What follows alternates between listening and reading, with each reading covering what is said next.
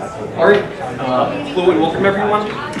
So the team and I will be presenting on the Liberty Electronics sleeve label applicator, or LESLA, tonight.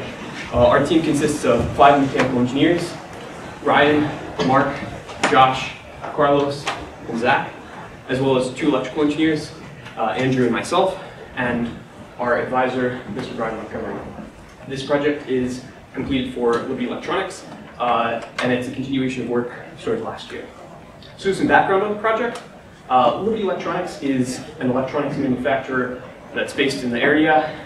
They do a lot of manufacturing of cable assemblies and wire harnesses, and they're in quite a few different industries, as you can see below. A key part in manufacturing these wire harnesses is applying a label to the ends of the wires, as you can see here, and that process is typically performed manually. It takes about 8 seconds per cycle. That's where the LESLA comes in. We're looking to automate that process and speed up that cycle time. So at the beginning of the semester, we wrote up a number of goals that we wanted our project to achieve. So here they are. We wanted the machine to be able to bisect 2-inch labels that come on spool into 2 1-inch labels. We wanted the machine to be able to handle 3 different label widths, 1/8 of an inch, 3/16 of an inch, and 1/4 inch.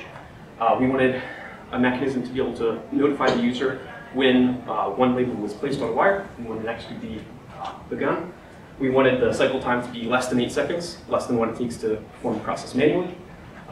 We wanted a camera system that would be able to show the blown up view of what was going on with the labels, show exactly what was going on. We wanted the design to be user-friendly, have good ergonomics, and we wanted to have a lot of sensors to give good feedback to our programming and to make sure that there would be good fault detection. So to go over a little bit of terminology before we get into the deep details. So our system is based on an 80-20 system. So this is an extruded aluminum system with T-slots in it. It's great for making square frames and for mounting all sorts of different hardware. We use quite a few pneumatics in our system, so that these are different actuators that work off compressed air and are turned on and off by solenoids, electric valves. The labels come on a label carrier strip, which this is a paper strip that all these shrink to rubber labels are glued to. So this allows them to be rolled up into a spool, and that's what comes into our system. The pick-and-place mechanism is a central design in our system. It basically grabs the label, moves it over, and drops it off, places it in another location. Then we also have a PLC, Programmable Logic Controller. That's the brains of the machine, and it runs a program called ladder logic that makes the machine actually perform processes you need it to perform. And then lastly, the human-machine interface. This is a touchscreen UI that we use that the user can use to drive the machine forward to perform certain operations to start a cycle.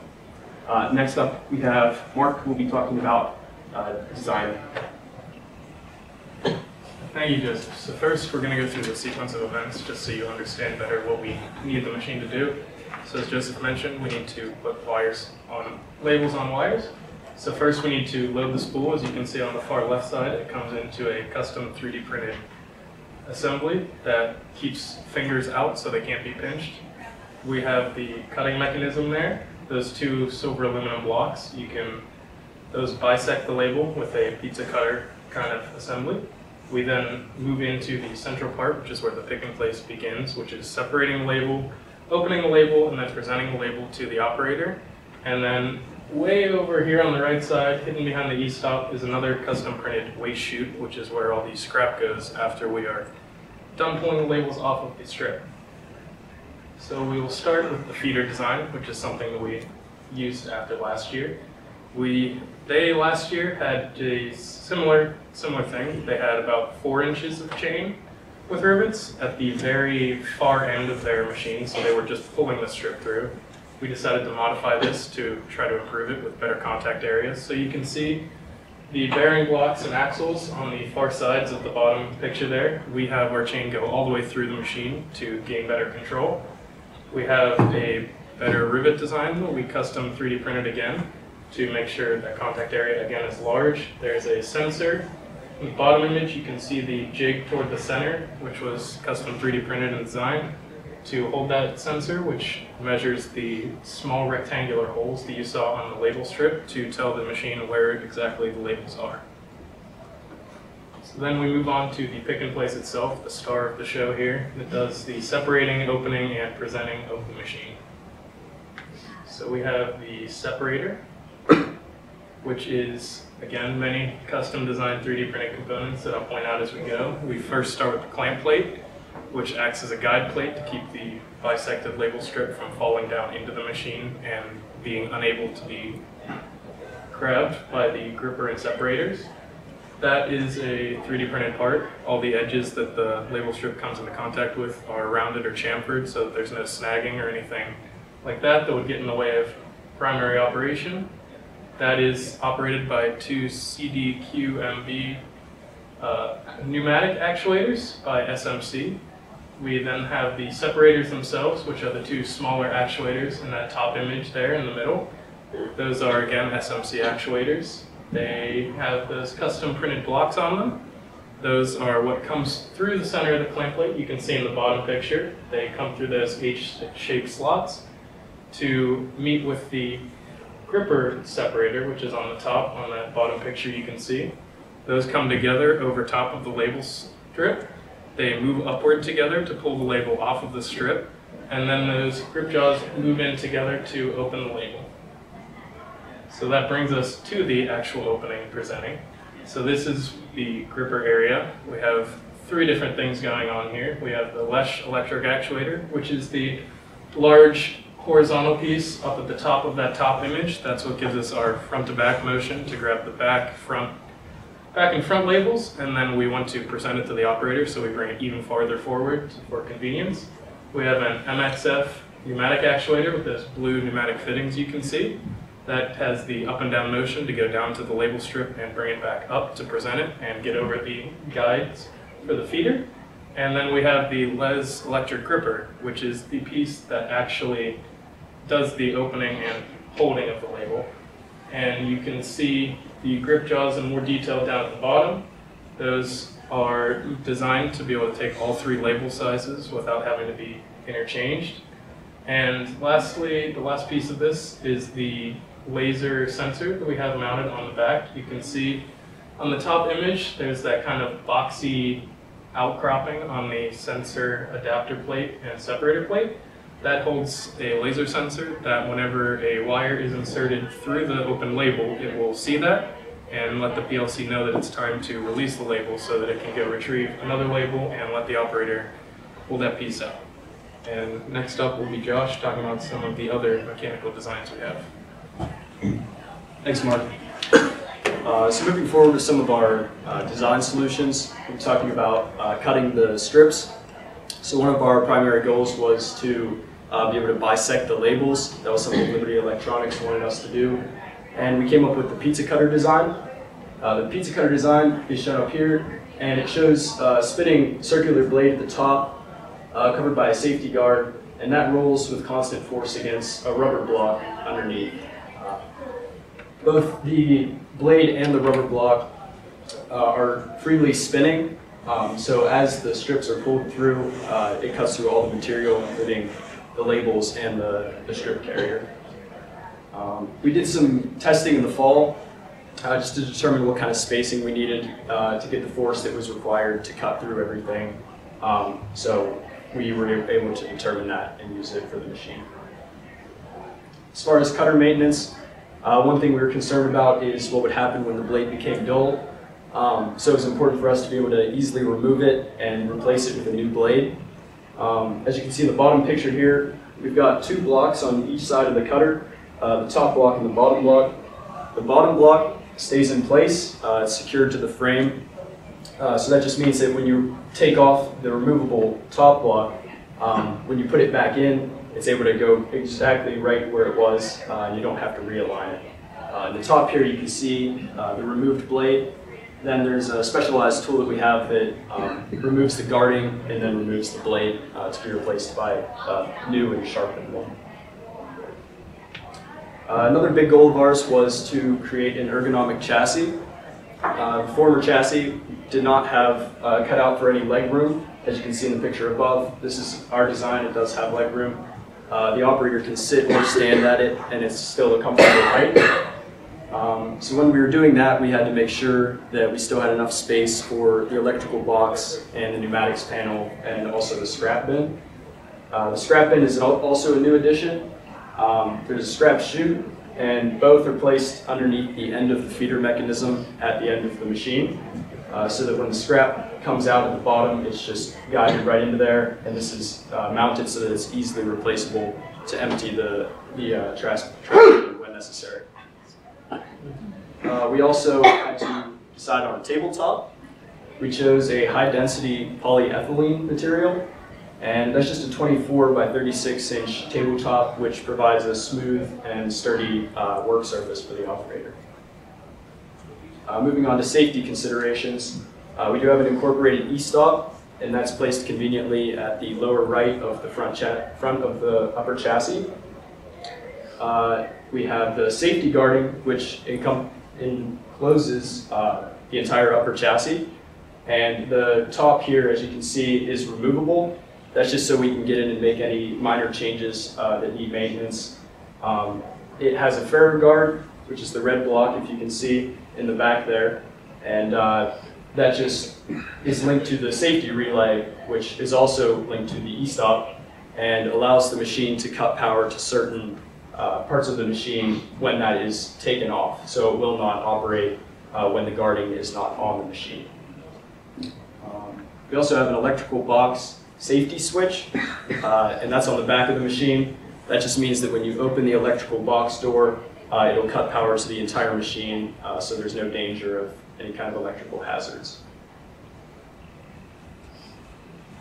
Next up will be Zach to talk about manufacturing and assembly.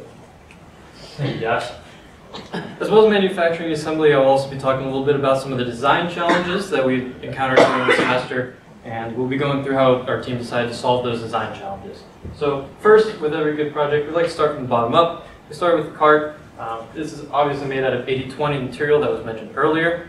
This 80-20 material was first initially cut to give us a rough idea of where the cart would be at after designing it, give us an idea if we needed any more structural components to make sure it stands up nicely, holds all the weight of the machine, and just to make sure that it was at a good height for what we needed.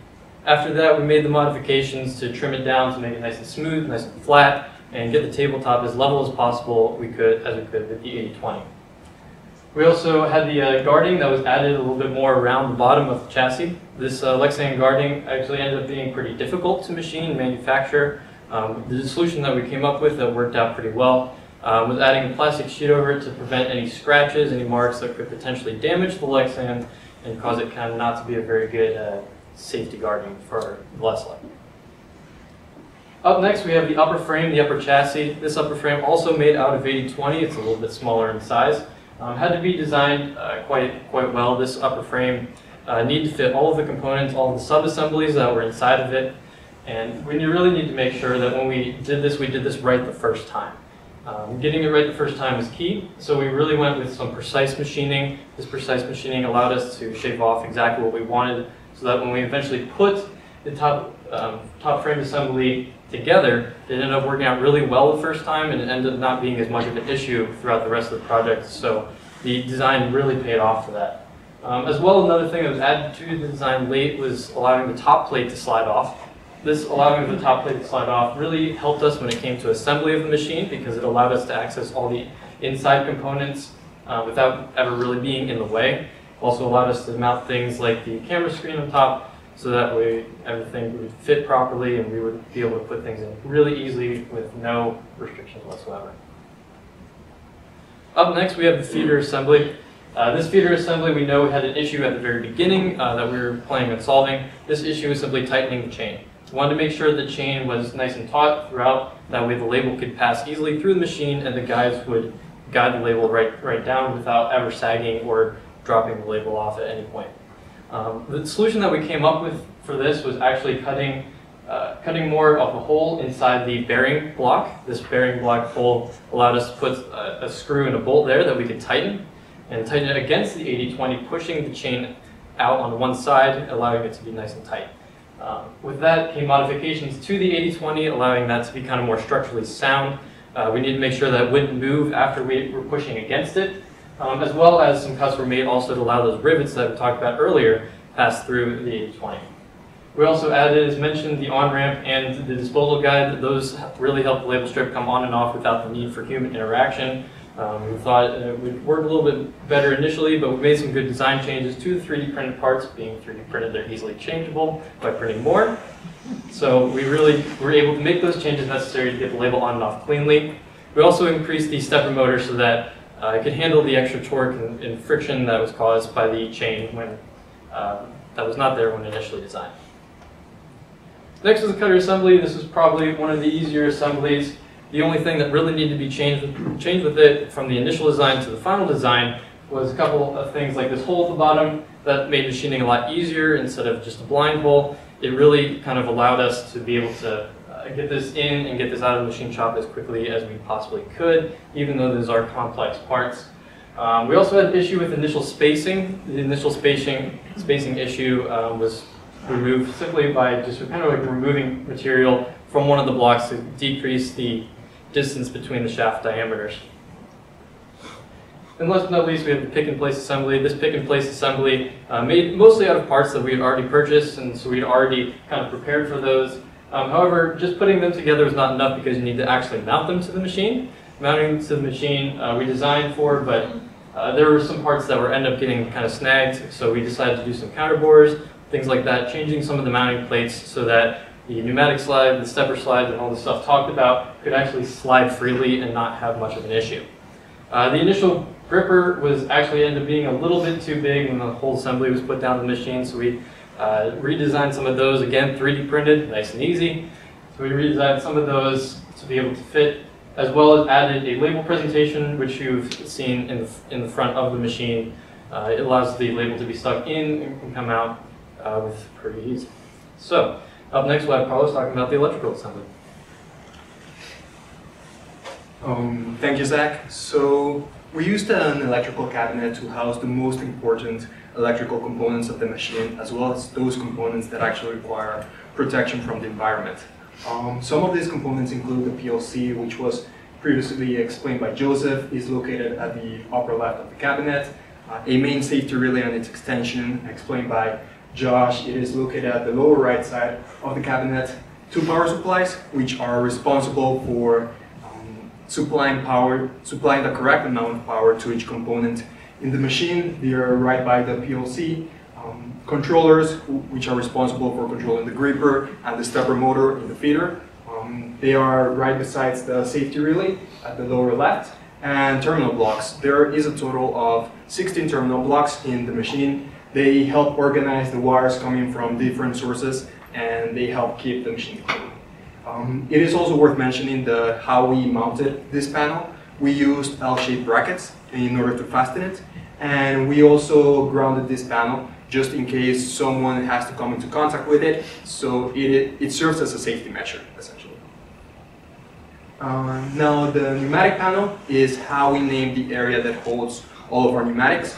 It also holds some electrical components.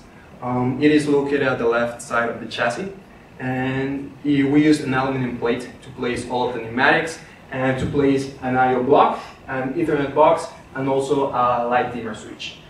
Some of the pneumatic components include pressure regulators. There is a main regulator and two small regulators. A dump valve, which is responsible for releasing all the pressure in case the event requires it. A pressure manifold that diverts all of the pressure to different components in the machine, and also a pressure sensor that gives pressure reading of the general system to the operator. Now, we wanted to know what components we would actually need for this machine in order to assemble it. So we created early versions of an electrical and a pneumatic schematic. This is the pneumatic schematic, and this is the electrical schematic. With these schematics, the team had a better idea of what components we actually needed to purchase and how we would actually have to wire them. We also created CAD models. It is located at the bottom left side of the screen. of the electrical cabinet and also the pneumatic panel. We wanted to ensure that all of these components that we were purchasing actually had a place in the machine. So with these two factors, with this schematic, with these CAD models, we were able to tackle, or we had an idea of how to tackle these two challenges. Now with wiring and labeling, we wanted to keep an organized layout, and we also wanted to facilitate understanding to future operators. So we actually classified the wires into power, into ground, and also into control. Blue wires are power wires, black wires are ground wires, and yellow wires are control wires. We also labeled each and every wire, and we also created a wire list for the operators just for future reference in case they need them. Additionally, in order to keep an organized, since cables and wires go everywhere, we also installed wire ducts in the machine. These are 1.5 inches of width, and since cables do take up a lot of space, we used cable glands and a cable entry system in order to keep the machine organized and yeah. But now we will, Andrew Montgomery will be speaking about the programming aspect of this project. Thank you, Carlos. So I'm talking about the programming aspect of this project. As you can see here, here's our pseudocode flowchart. So once the machine is turned on, it goes through a startup sequence, which enables all the various mechanisms to begin moving. From there, we have 3 different paths. We have the tractor feed load, tractor feed unload, and then we have the main process here. The choice of these paths is determined by the operator via button press on the HMI. For the main process, we have the tractor feed move, which increments the carrier strip to the proper position. Then that front label is then retrieved and then presented to the operator. And then the rear label is then retrieved, and then that's also presented to the operator. So here's a little snippet of the ladder logic code that was mentioned earlier. This is of the startup sequence. So for the startup sequence, it runs upon boot up of the machine.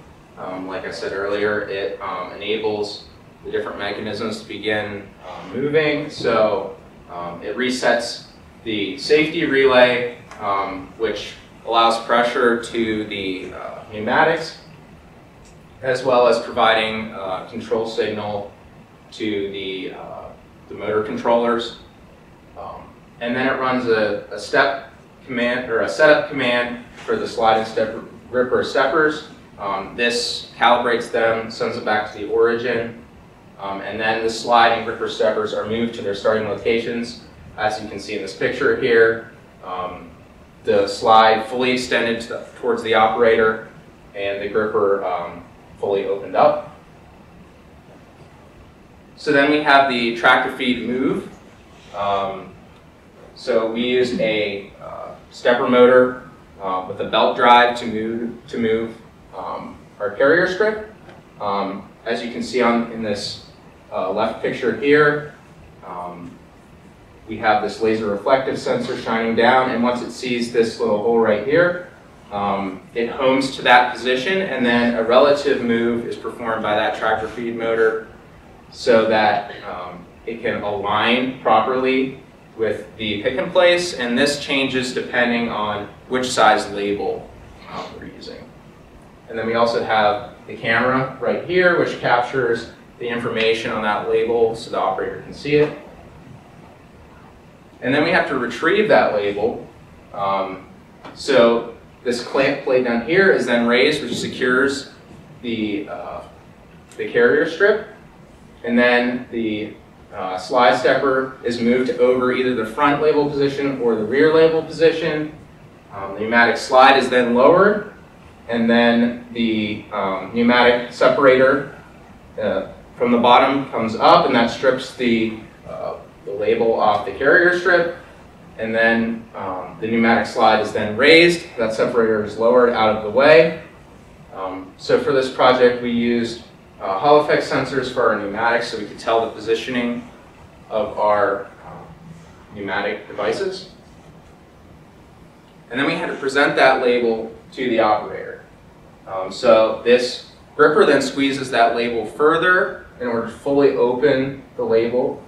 Then the stepper slide is moved to the starting position closest to the operator.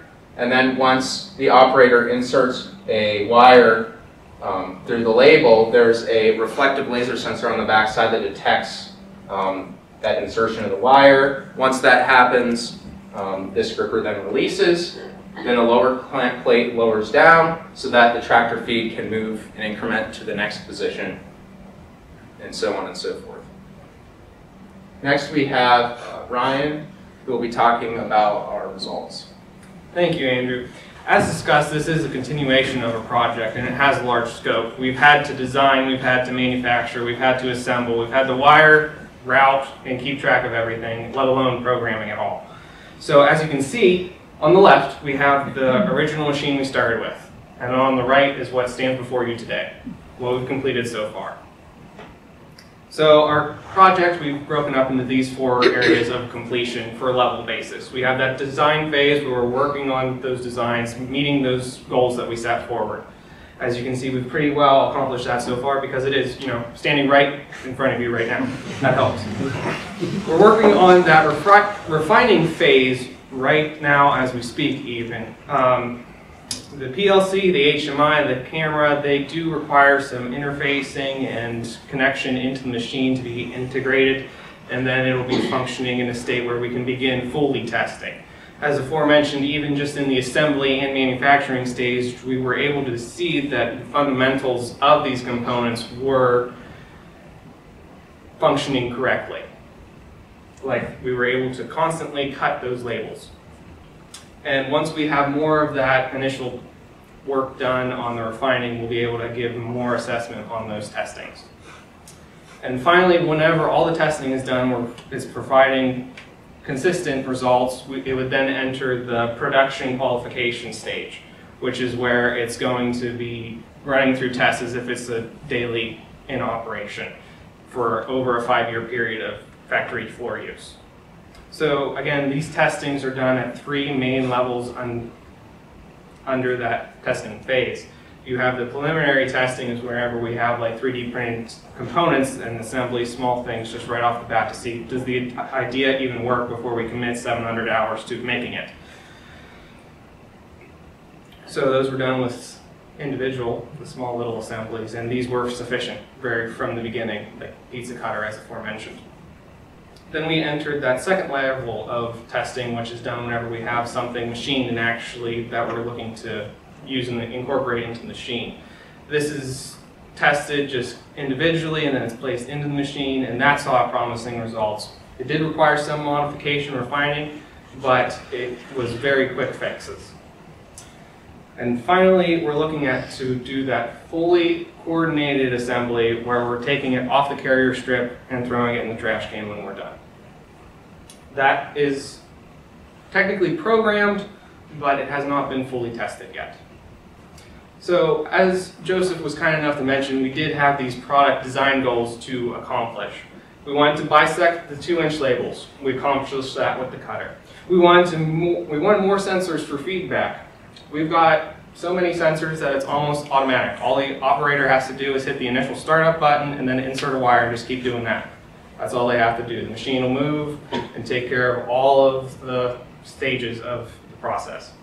We wanted to improve the ergonomics of the design. We took a standing only cart and turned it into sitting and standing cart so you could be at it for many, many hours as need be. We wanted to have a notification whenever the labels were removed. Initially this was going to be an icon on the HMI, but the machine moves in such a fashion that you know instantly whenever it's removed. Whenever it's ready, you'll know automatically. Currently, we are unable to accommodate the 3 specific label sizes, but we do have it already programmed and designed to accommodate these, It just requires some additional testing and programming. Since we don't have any testing data, specifically, we are unable to assess the cycle time of being 8 seconds or less, but even just in primary testing, it was fairly quick. The camera display and the system is in the progress, but it doesn't have enough development to be fully successful yet.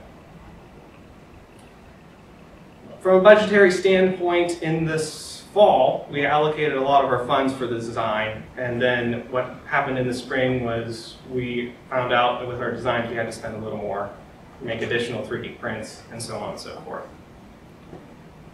Looking to the future of this project, there is fundamentally next to nothing to redesign, to design, to develop it that way.